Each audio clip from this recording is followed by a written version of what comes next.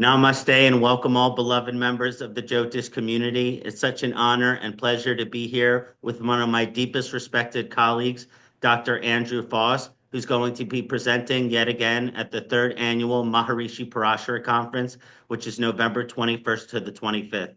Namaste, sir. It's good to see you. It's so nice to see you looking so good. Thank you very much for inviting me.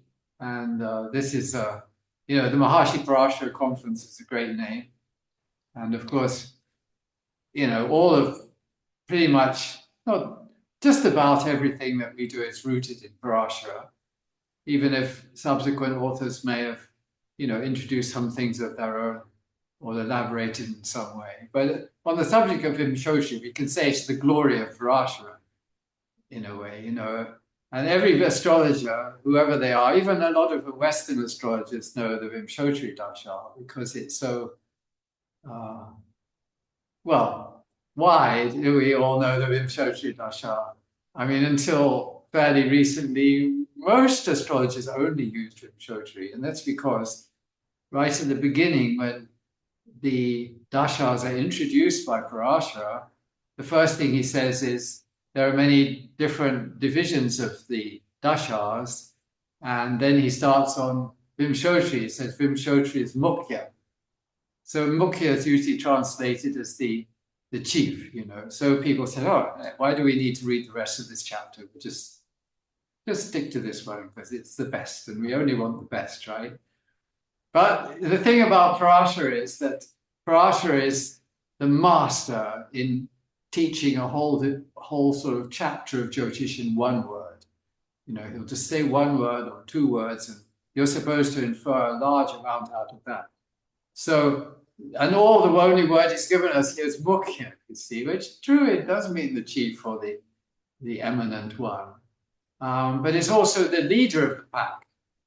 So it's like, I think of it like the mayor of a town is there, but under the mayor are all the different departments. Like if you have a problem with your road, then you have to go to the roads department, or the park has a problem, you go to the parks department.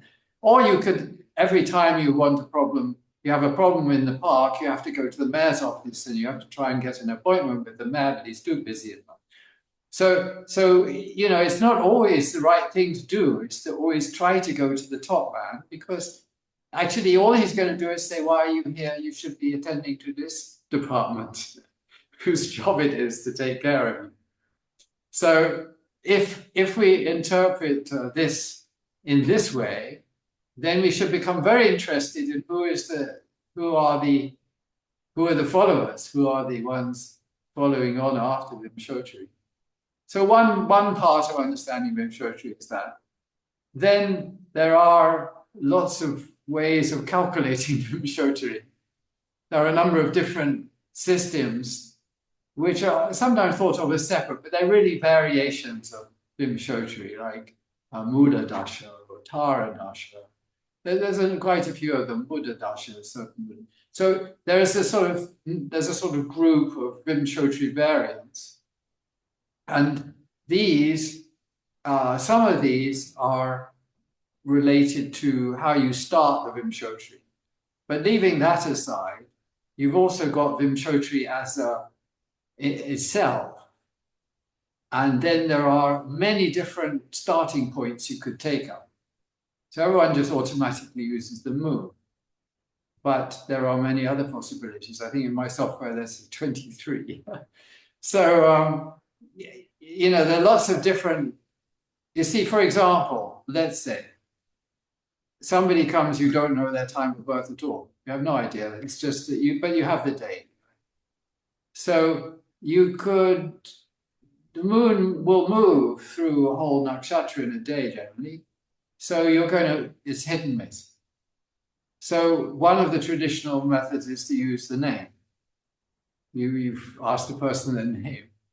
And then you can start, that name will be related to at least one Navamsha of the moon.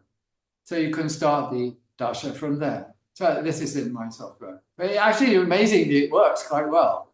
Even if the person's parents knew nothing about Jyotish, there's still something about the resonance of the name that works. And then there are lots of other possibilities. One thing that's discussed widely in the classics is uh, they say if the lagna is stronger, you should start from the lagna.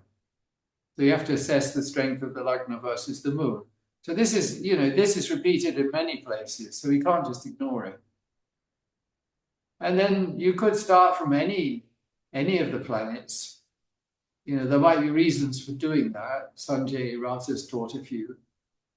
So, I mean, like I say, this goes on and on. For example, in Prashna, is the query. So the Marga is the path. So Prashna Marga is how to handle answering people's questions. And if the question is related to, actually, it doesn't really have to be related to some disaster. It could be just any question. But when people ask a question, there's a certain anxiety, like, my thing was stolen, am I going to get it back? Or maybe I lost it, or maybe I put it somewhere, I don't know. And you are supposed to tell them why it disappeared and where it is and how to find it. So there is a system, which I taught long ago in an Aqua conference in Sedona, but it actually uses what's called Trisputa to start the Vimshottari. And Prashtamarga mentions both Trisputa. Trisputa is a particular degree which you calculate. There's a whole series of calculations to get this particular degree. Sputa means a degree. And there's actually, Prashtamarga gives a whole list of degrees that you calculate for certain things. But the first one is called Trisputa, and it is the one that is mentioned to use for the Prashna Vimshottari.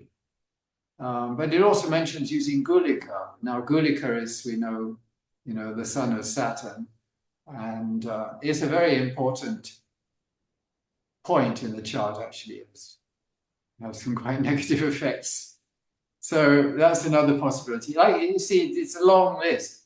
So the skill of the astrologer is finding the right dasha variant. If you get just within the Vimshottari family, if you can find the right one, then you should get a much more obviously accurate.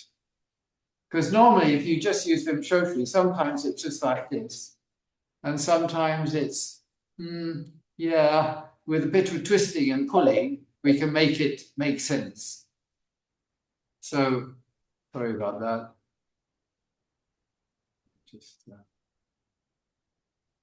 So you can make it make sense, but that's what I call stretching, And the result is that you're not very good at making predictions because you don't really understand how you got to that place. So this is the reason why study of Vimshottari is valuable. That's a quick summary. Perfect. Thank you so much. Teach all of this in one lesson, but I mean, we'll pick on some interesting things to do in the class. Lovely. Thank you so much. I think this is so essential to have at the conference, because I think that when people think of Vimshottari Dasha, they think of Mahadasha and Bhukti.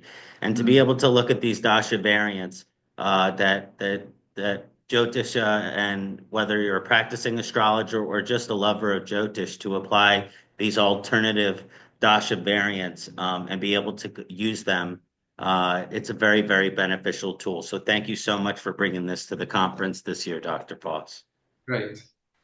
For anyone who would like to attend Dr. Foss's lecture, of course, you can get the whole 5-day package, but if more specifically you just wish to attend his lecture, you can also get a single day pass to the conference, which is the Shani day or the Saturn day for the conference. And he'll be presenting. We just have a new time. It's going to be a 90-minute lecture from 8:30 to 10 p.m. New York time on the East Coast. And again, so you can just get the Saturday pass for that. And as well, if you're a fan of Dr. Foss or of Sri Jyotishar software and are aware of his work, I highly encourage you to use his special promotional code at checkout, which is FOSS108, which will give you 10.8% off on any and all packages. So again, looking forward to your lecture, Dr. Foss, and thanks again for taking the time today. Great. Thank you so much.